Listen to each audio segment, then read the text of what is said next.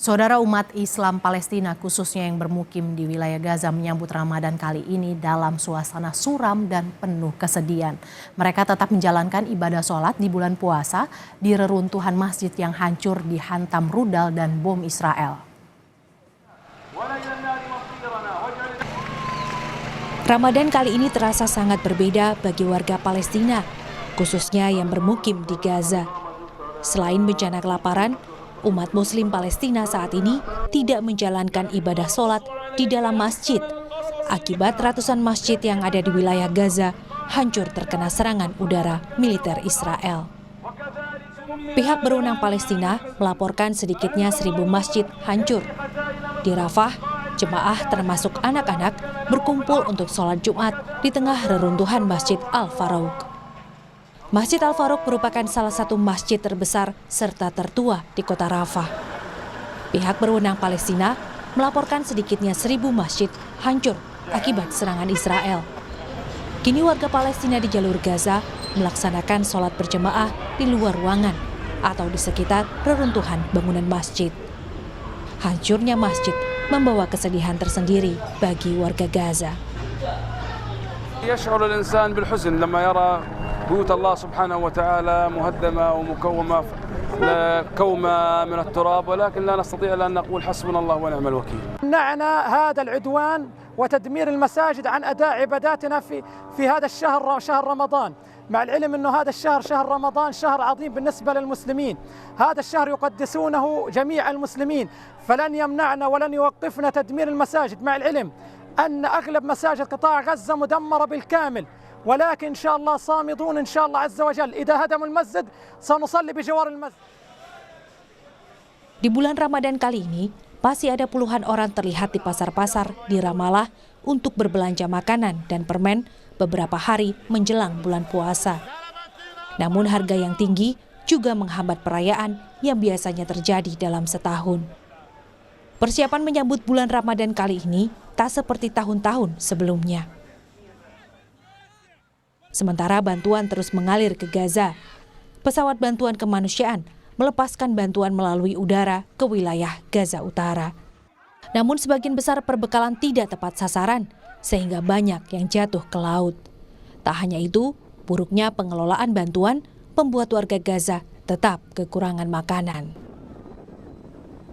بنسنا نيجي نستلم الطحين روحنا بدون طحين، اجينا هنا على المساعدات اللي برمونا اياها من الطياره، وتفرجوا يا عمي المساعدات اللي قاعدين العرب بعطونا اياها بدعمونا اياها، وطلع تفرج.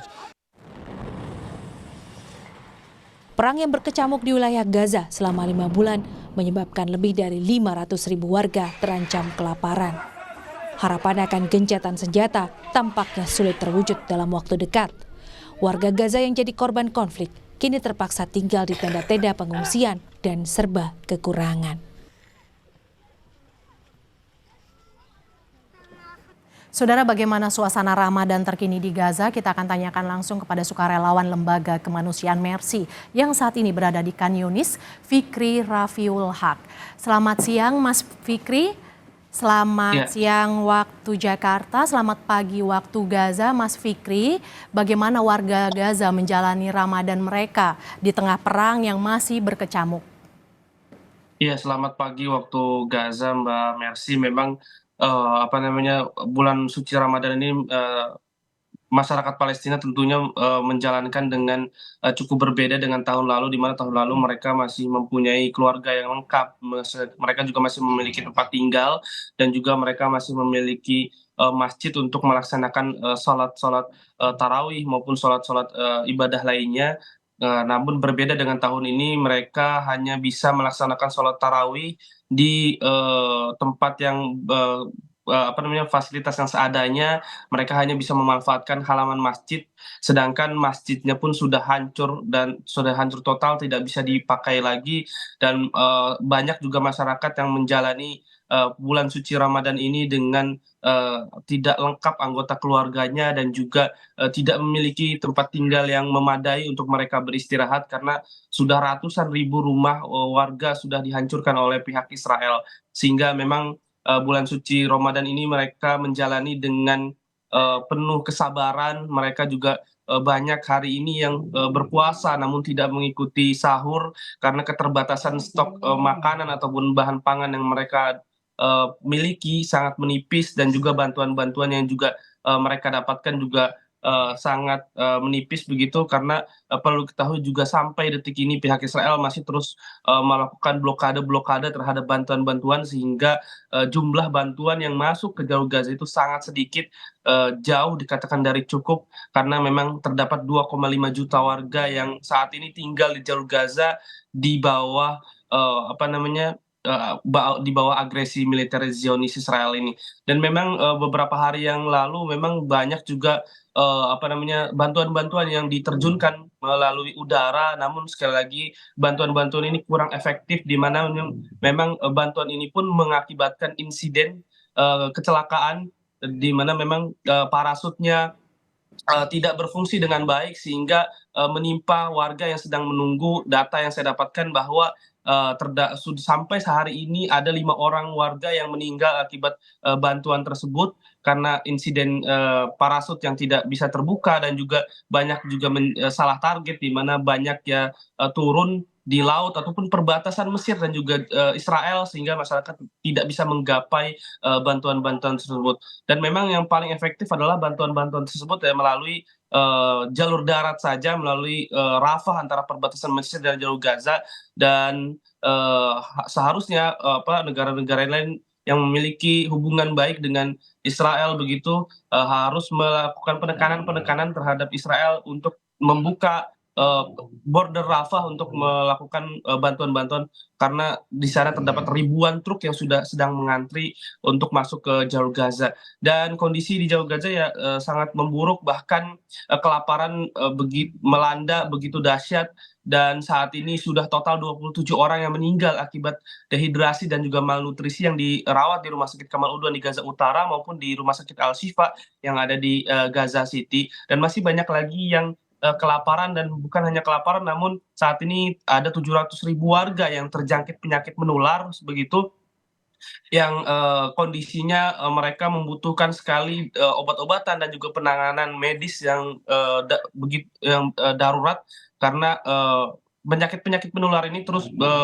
menulari warga-warga karena kondisinya sangat buruk. Di tenda-tenda pengungsian banyak genangan-genangan air akibat saluran-saluran air yang rusak dan dibom juga oleh pihak Israel, sehingga ini menimbulkan banyaknya penyakit yang dialami oleh masyarakat Gaza.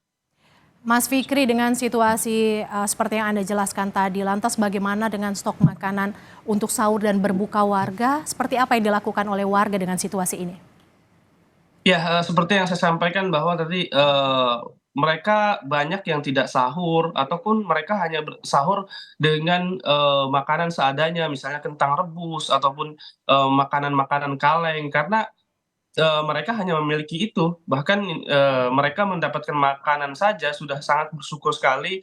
Mereka sebelum datang bulan suci Ramadan ini, bahkan mereka juga sebenarnya sudah sering berpuasa, karena sekali lagi bantuan masih sangat sulit. Mereka hanya bisa memakan 1 hari sekali atau bahkan 2 hari sekali, saking sulitnya makanan yang mereka miliki begitu, stoknya yang sangat menipis. Dan untuk berbuka pun sama, mereka hanya makan sederhana saja, yang penting mereka bisa membatalkan puasa mereka pada azan maghrib begitu.